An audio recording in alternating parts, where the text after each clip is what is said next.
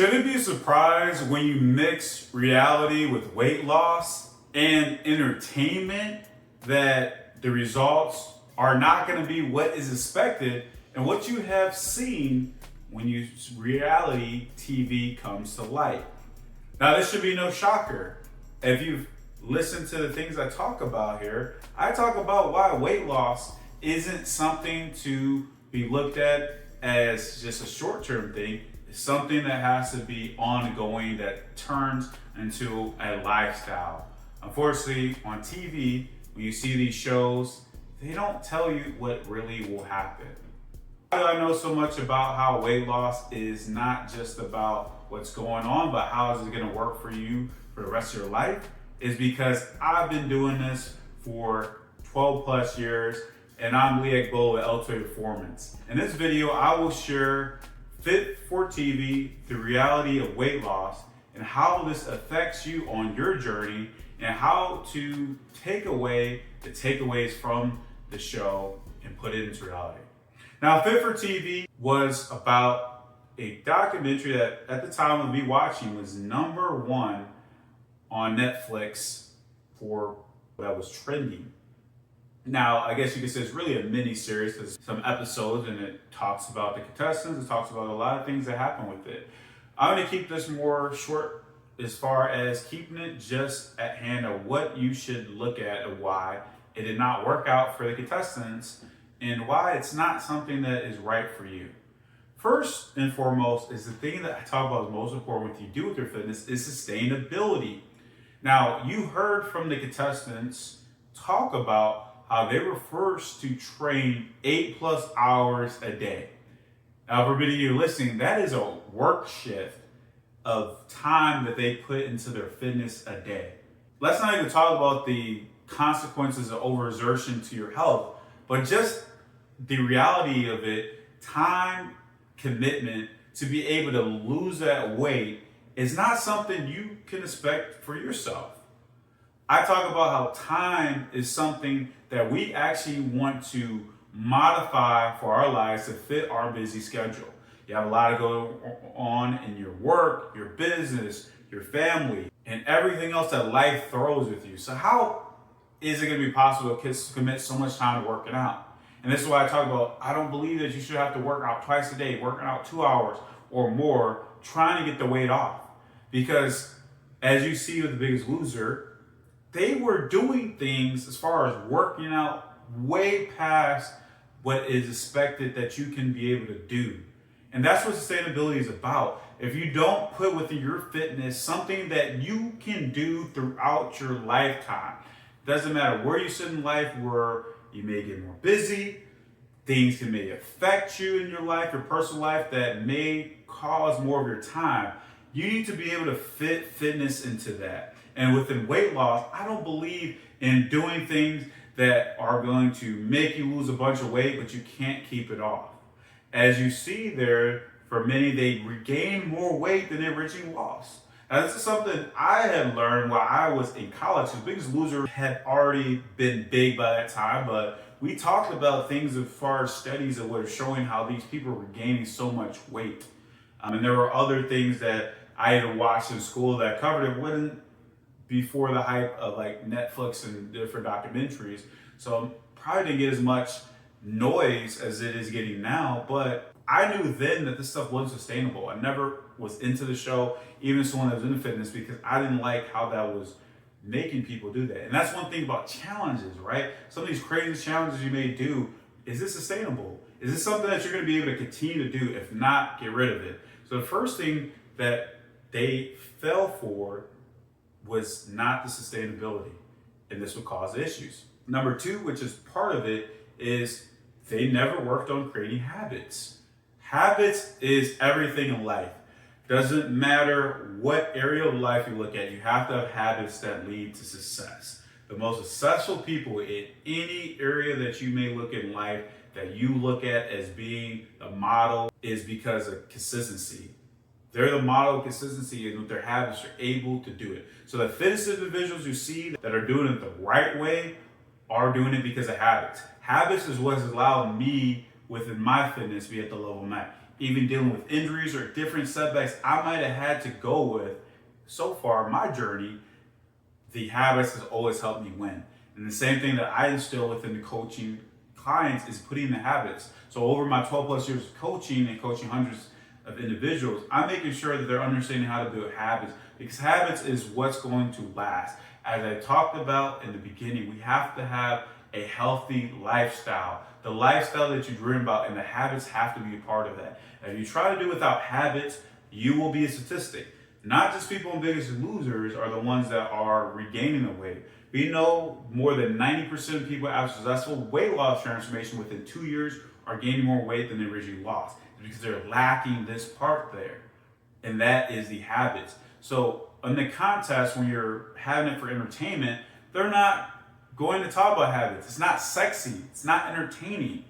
Some of the things I may talk about are not the things that are most entertaining to people, and they miss it because they're just looking for that wow factor, entertainment, something that has to be extraordinary that they think, but the boring things that you need to be doing and helping yourself each and every day are the habits that are actually going to win. Now, the show didn't focus on habits because they were focused on ratings. And unfortunately, the contestants were the guinea pigs in that, and they're the ones that had to suffer because of that, because they didn't have habits. And this led to them also, most of them, regaining the weight back and being in a worse spot. And not just looking at as far as the physical and the health point, but also the mental aspect, the toll that has. Do you know how debilitating that has to be when you were hearing the people talk about of how much weight they lost and how great they felt doing it, but now they're speaking today and feeling like it was the worst thing that happened to them being on the show?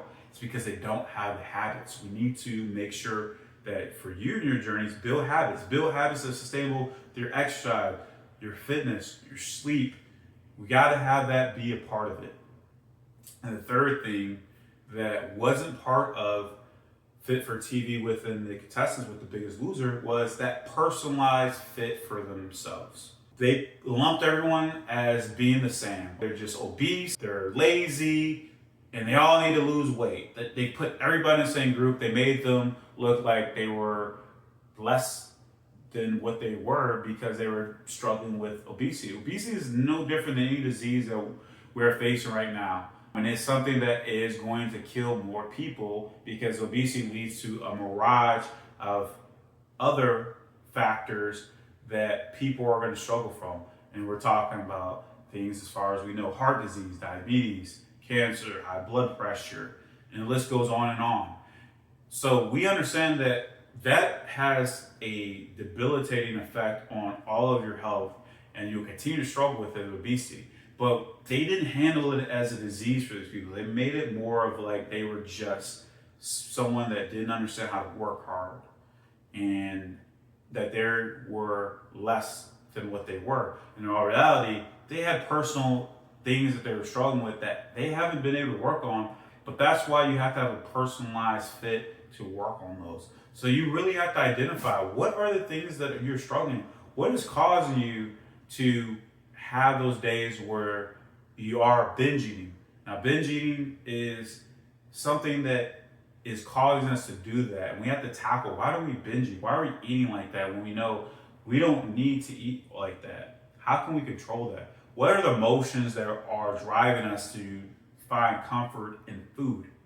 Why is it that working out, even though we know how great it's going to feel, but we can't get ourselves to do that? What is the problem that we are facing within that? And why is our mindset not focused on making this be a lifestyle? Why is not the value that we see in other parts of our life, why does it not line up?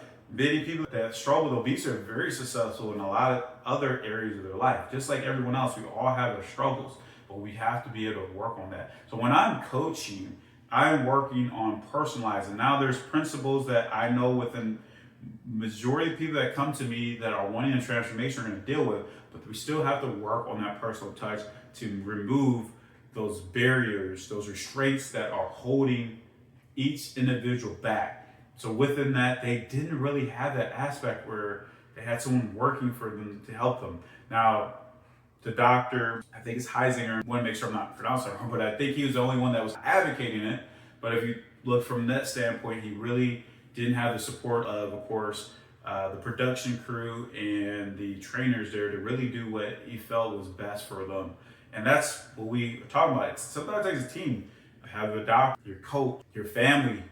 Everyone has to play a part to help you out within overcoming that. And not having that personalized fit to work on those struggles that have led them to that road of where they sit with obesity. They were faced to really handle themselves and they never got to work on that. So overall, take it as a lesson. And even though there may not be a Biggest Loser TV show on, there's still things on social media you're seeing each and every day that makes you feel that, wow, I need to lose weight as fast as possible, because you see these ridiculous transformations, but you don't see how everyone's story is different. Do not try to walk the same shoes as someone else. You have to personalize your journey for yourself to continue to progress. And it's something you have to understand is you're never done with it. I can't just stop with my fitness and my nutrition and expect all the hard work I put in 20 years of doing this consistently is going to allow me to just sit on my laurels for the rest of my life. You have to be able to work on the things that you need. So take it as a lesson. I feel like it was still insightful just to hear the reality of some of the inner workings of course, some of the things we might not have known before, or hearing the perspectives of the people that were all a part of it. Definitely check it out if you have Netflix there to get your own personal thoughts. But the takeaways I share with you are things that you need to put within your journey with your weight loss so you can be successful. You can do it if you can learn from the pitfalls of others that have even got to success but regained the weight. And I believe in you, and you can as well. Let me know your thoughts. What did you take away from it? And as always, be sure to like and subscribe.